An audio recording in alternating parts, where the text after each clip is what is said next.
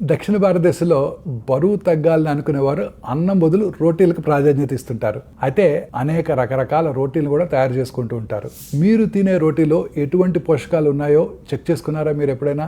రాగి రోటీలో ఎక్కువ మొత్తంలో కాల్షియంతో పాటు ఐరన్, ఫైబరు, యాంటీ ఆక్సిడెంట్స్ ఉంటాయి. ఈ రాగి రోటీ జీర్ణక్రియను మెరుగుపరుస్తుంది. ఇక రెండోది బాజ్రా రోటీ, అంటే పర్ల్ మిల్లెట్ తో తయారు చేస్తారు. ఇందులో అధిక మొత్తంలో ఐరన్ ఉంటుంది. ఇది గ్లూటిన్ రహితంగా ఉండటంతో పాటు అనేక పోషకాలు ఉండటంతో జీర్ణక్రియ, బరువు నిర్వహణ, రక్తంలో చక్కెరని నియంత్రించడంలో కూడా సహాయపడుతుంది. ఇక పాపులర్ జొన్న రోటీ, గోధుమ రోటీకి ప్రత్యామ్నాయంగా తీసుకుంటూ ఉంటారు. వీటిలో సెలీనంతో పాటు ఇనుము, కాల్షియము, మెగ్నీషియము మరియు ఇతర ప్రయోజనకరమైన పోషకాలు కూడా ఉన్నాయి. ఇక చెన్నా రోటీ, అంటే నార్త్ ఇండియాలో సత్తు రోటీ అని కూడా అంటుంటారు. ఇది ప్రోటీన్ మరియు ఫైబర్ అధికంగా ఉండటంతో బరువును తగ్గించడంలో, రక్తంలో చక్కెర నియంత్రించడంలో కూడా సహాయపడుతుంది.